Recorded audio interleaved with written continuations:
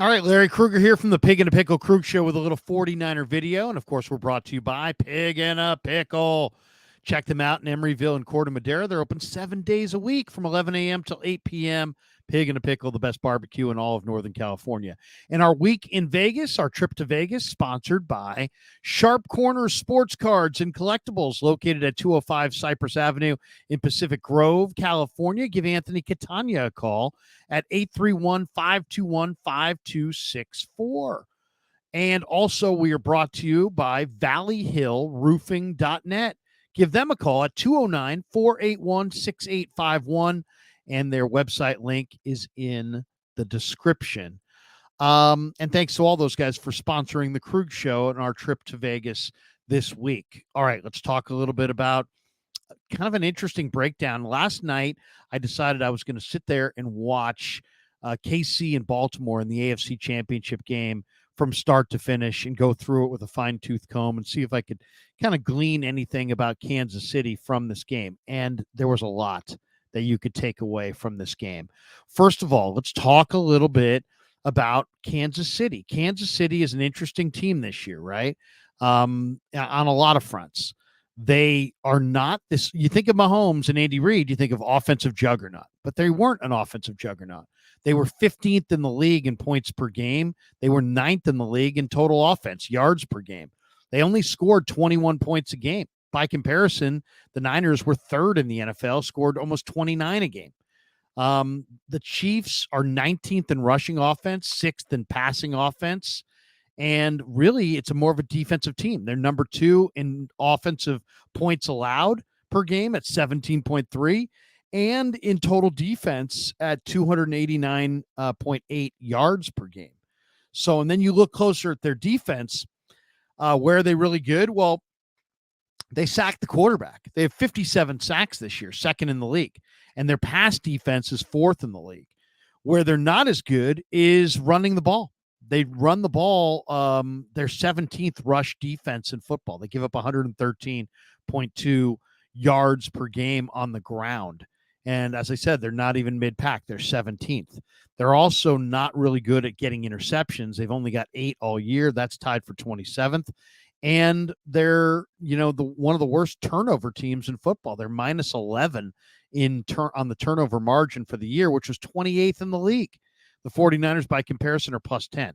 So what did we take away from the Baltimore game that we think is going to present itself as a viable thing that we can learn about the Chiefs' game plan for Super Bowl 58? Well, I think what's really clear is, Kansas City is being very conservative offensively. They're still going to give you an array of formations. They're still going to give you a couple trick type plays and give you a bunch of eye candy pre-snap. Andy Reid's an expert at that. But if you look at how they came out in this game, I expect they're going to come out very similarly against the 49ers. They came out in a short passing game. It was, if you look at the way they came out in this game, they came out on the first series with a very short, quick game, a lot of quick game. They're trying to negate the rush, and they'll do the same to the Niners because the Niners have Nick Bosa. They came out with the short, quick game. It was a lot, and then running Pacheco up the middle behind Creed Humphrey and their interior offensive line. And if you go back to the Buffalo game, KC went big personnel against Buffalo. They put 3 tight ends on the field, and they pounded the run. And if you look at the way KC is starting games, they've now scored on 8 straight first offensive possessions in 8 straight games. So they come out and they score early, and they put you on your heels, and now you're playing from behind. But if you watch the way they came out, they didn't come out razzle-dazzle throwing the ball down the field. And I don't expect them to do that against the 49ers. In the first 2 drives against the Ravens on the road, they came out with a lot of the quick game. Mahomes hitting the hot receiver off the line of scrimmage. If you don't bump Kelsey at the line of scrimmage, he'll go to him right away. He'll throw the screen pass. He'll throw the hitch pass. All of the quick game within 5 yards of the line of scrimmage, That's what they featured at the beginning of this Baltimore game. Against the Niners, who struggled mightily to stop the run, they're going to mix in some Isaiah Pacheco runs as well, most likely in the middle of the field in the A gaps, because that's where their advantage lies. But even against the Niners, they may try to run to the edges. So what's Kansas City going to do early in this game? They're going to come out in the quick game, short passing game, take very little risk. They're not going to drive the ball down the field. They're not going to take 5 and 7 step drops and give you a chance to sack the quarterback. So if you think that's coming, forget it. You're not getting that.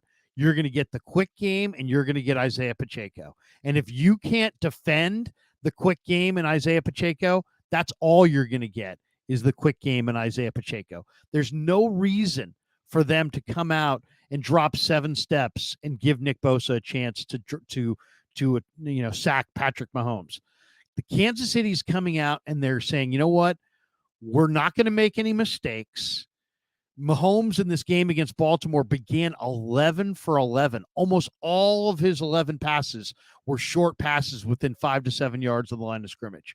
And then they're going to run it with Pacheco, and they're going to avoid all negative plays. And they're going to get a lead, and then they're going to lean on their defense. Fortunately for the Niners, they will not have Charles Omenihu, who had a strip sack of Lamar Jackson in the second quarter that George Karlaftis fell on. But they're going to lean on Karlaftis, who has 10.5 sacks, who's going to be up against Colton McKivitz a lot of the day. They're going to lean on Chris Jones, who's a force of nature. They're going to lean on Nick Bolton. Jones will bat down passes. He'll sack the quarterback. They'll lean on Nick Bolton to try to take away the middle of the field with his speed. And that's the way they're going to go about business. And then when it gets, then they're going to basically get a lead, not take any chances, don't have any negative plays, try to get a lead, and then hand it to their defense in the second half. The key stat from this game against Baltimore, Kansas City, was that Kansas City's defense is only allowing 7 points per game in the second half. And they only gave the Ravens, it was 17-7 at halftime. The game finished 17-10. So they shut down Baltimore in the second half. Now, Baltimore made mistakes. Baltimore had penalties. Baltimore had turnovers. Zay Flowers had a turnover literally in the end zone. But Baltimore also made mistakes. They had a roughing the passer penalty on Mahomes. They had a couple of different penalties that were really bad. But then L'Jarius Sneed had a forced fumble on Zay Flowers at the 1-yard line. It turned over into the end zone and became a touchback. Baltimore gave the ball away a couple times. And then Kansas City gets a lead without taking any real risks. And then they lean on their defense. And that's what they're going to do. That's what they're going to do. If the 49ers think that they're going to drop 7 steps back and Nick Bosa is going to have an opportunity for a bunch of sacks, they're only going to get that if they take a lead. If the Niners can get a lead on Kansas City, then you can force Mahomes to come out of his shell. He won't turtle in the pocket anymore. He'll come out of his shell. He'll drop deeper into the pocket, and you'll have opportunities for interceptions and sacks. But you're going to have to get a lead first on Kansas City. If they're allowed to play with a lead, they're going to do exactly what I just described. Lots of quick game. So the Niners have to be ready. Steve Wilks' defense has to be ready to challenge Kansas City at the line of scrimmage and take away the quick game and take away Isaiah Pacheco early in this game. If they can't stop Pacheco, it's going to be a long day. And if they can't stop the quick game, that's all they're going to get. The 49ers need to get some early stops. They need to put some points on the board. They need to force Patrick Mahomes to drop 5 or 7 steps back and take shots down the field. If they do that, the Niners can get sacks. The Niners led the NFL this year with 22 interceptions. Mahomes threw 14 picks, but he hasn't thrown any in the last 5 or 6 games. Why? Because they've dialed it way down. They don't throw it to everybody. They're going to throw it a little bit to Rashee Rice, who's going to be locked up with Mooney Ward, who's going to travel. L'Jarius Sneed, by the way, does travel as well on their side of the ball. So he's going to be matched up probably on Ayuk all day long. And Snead's a great corner. He's a free agent this winter. They're going to use Justin Reed on some blitzes. They used him on a couple different blitzes in this game. And they're going to try to get a lead by playing very conservatively, taking no risks, and then leaning on their defense. And that's what they did in this Baltimore game. And Baltimore played right into their hands. Baltimore had the number one rushing attack in football. And yet, if you go back and look at the box score of that game, that was a low-scoring game between the Chiefs and the Ravens. It was 7-7 at the end of the first quarter. It was only 17-7 going to halftime. So this game was never really out of hand, and yet Baltimore threw it 37 times. And they gave their running backs a total of 6 carries. They ran it 16 times. 8 of them were Lamar. Their running backs, the Ravens running backs, only ran it 6 times. Gus Edwards ran 3 times. He averaged 6.7 a carry. He only got 3 rushes all day. So they never got to run the ball on Kansas City. What's Kansas City's weakness? Their run D.